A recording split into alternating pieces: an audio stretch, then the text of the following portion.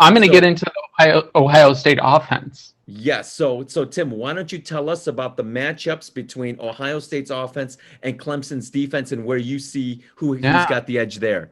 man, talk about okay. When you think Ohio State's offense, what do you think?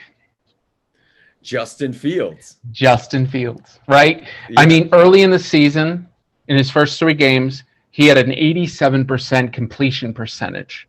He was, and people were talking, are the Jets going to pick Justin Fields over Trevor Mhm. Lawrence? That's the question. Last year, he was amazing 43 touchdowns to 41 touchdowns to 3 interceptions on the season. Can run the ball. He's 6'2, he's 230.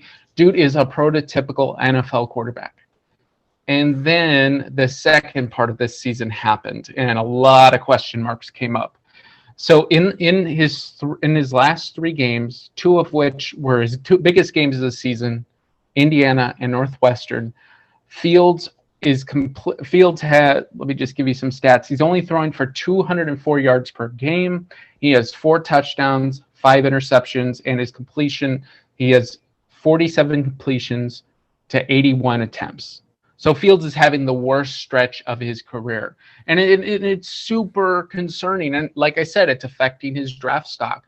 So Dane Brugler, if we're going to go that, Dane Brugler from the Athletic said in response to this that Justin Fields' internal clock remains a concerning issue. It leads to inefficient reads, missed open underneath targets, and sacks. So I don't know if that's because of indecisiveness, waiting for people to get open, just lack of awareness. I'm not 100% sure, but these issues are coming out. And that's pretty big because what happened in both the Indiana game and the Northwestern game? Both teams were blitzing. And it's so important because Ohio State actually right now is ranked 104th on offensive line. So they're giving up, 3 sacks a game. I mean, it's only 6 games, but they're giving up 3 sacks, 104th ranked, even though they have gonna have a first round guard. That's not good, man. That's part of the reason maybe why Fields is having trouble progressing through his reads. And I think teams have enough tape on him now to really be able to know his weaknesses and not.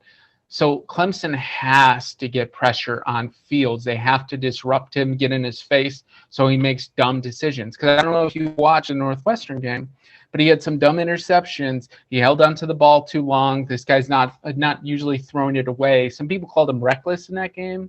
Yeah, he I had one don't. silly, he had one silly interception in the end zone. Yeah, he did. He did. And then a random interception on the sideline. And I Hmm. was like, I was confused on what happened. Now, obviously, with Fields, he does have a new offensive coordinator this year. That's taken to kind of effect. Think Hmm. about it. And he also hurt his thumb against Northwestern. So that might have affected Northwestern. And he didn't have his top receiver, Chris Olave, against Hmm. Northwestern.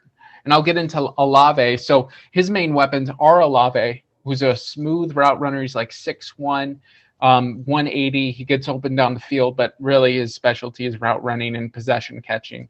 And also Garrett Wilson. Garrett Wilson's a second-year receiver, pretty good, about 45 catches on the season. He has first-round potential. But when it came to the Northwestern game, Northwestern really shut him down and kind of quieted him. So you can tell he's not ready to be a first wide receiver. So that kind of affected him. But against Northwestern, I'm just kind of going through Ohio State because Ohio State's offense might be the key to this game. Them getting going might be the only way Ohio State can win this game. Trey Sermon, the running back from Ohio State, who actually was at Oklahoma 3 years before, son. I don't know if you knew that, but in 2018, he almost had 1,000 yards and 13 TDs for Oklahoma when they made the college football playoff. So Trey Sermon's really awesome. As you know, Justin Fields gets hurt. Master Teague, their other running back, had an undisclosed injury. So Trey Sermon comes out and goes for a freaking school record 331 yards. So Trey Sermon was all over the field. Northwestern couldn't tackle him. So especially coming from Oklahoma, not a huge surprise, but those numbers, man, you have to rely on somebody like Trey Sermon, especially with Master Teague, who's more of the sledgehammer back. We don't know his injury status. Hmm. So Ohio State has to get production from Sermon because he has to take the pressure off of Fields, kind of like J.K. Dobbins did last year. I mean, J.K. Dobbins looked like ETN last year. He was wide open in a couple plays. He had a huge touchdown run. It's really hurt them that Dobbins hasn't been there. Mm-hmm. So, and they also missed KJ Hill. Remember him? He was a possession receiver. Fields really leaned on. Mm-hmm. So Clemson has to attack Ohio State's weak line. I don't know if you know this, dude, and it's one of my main key matchups of the game. But Clemson lost a lot of people in the draft. They lost. Let me see. They lost Isaiah Simmons, Kavon Wallace, who was a safety. Tanner Muse, who was a team captain, also a safety, AJ Terrell, who was a first-round corner. But that didn't really matter because the fact is they reloaded on their defensive line, 2 sophomores, 2 freshmen, and they lead the country in sacks with 44. So they're getting pressure all the time. Ohio State has to play well on their offensive line to have a shot. They kind of like we were saying, they're led by Brent Venables, one of the best defensive coordinators in all of football, even in the NFL. He's just a very tough coordinator to play against. Their best players on defense are linebackers Balin Spector. He has about 61 tackles. Their heart leader for linebackers is James. And I know I should have looked up how to pronounce it, but it's Skaisk. Anyway, guys, I'm not obviously your English major here, but they have a really awesome linebacker. They got a couple good cornerbacks. We have to see how Clemson's going to attack Ohio State in this game because the fact is it all comes down to Justin Fields. Can Justin Fields return to form? And if he can't, Ohio State's not in this game. I think that's the matchup that's going to be fun for us as football fans to see is you've got the first 2 picks in the NFL draft going up against each other. Well, potentially, right? That, and anyways, that was the talk all season long. So that these are the first 2 picks in the draft. So it's going to be fun to see. And you're right. I think Justin Fields needs to up his game.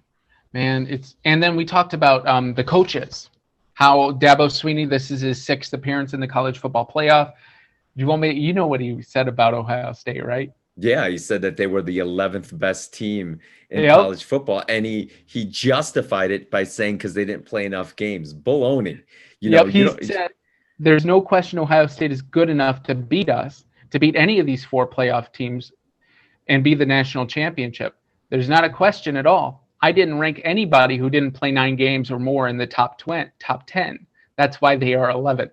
I have all the respect in the world for Ohio State. Oh, that is bulletin board material. And Ryan Day too, that he can't wait for this game. He is undefeated, Tim, as an Ohio State coach with 1 loss against Clemson.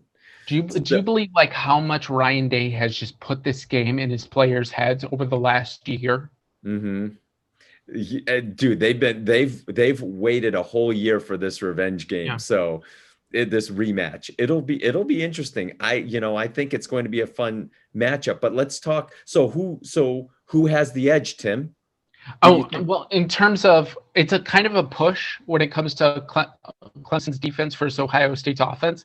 Really, in my opinion, I'm taking Clemson's defense because it's production versus potential. Until I see Ohio State's offense have more potential. And part of that, guys, is because they've only played 6 games. You kind of look at it as like they're maybe rounding into form. So the hope for Ohio State in this game is the fact that they haven't played the best game. Mm-hmm. So in terms of predictions, son, I think Clemson's going to take them out, dude. I got him 38-24.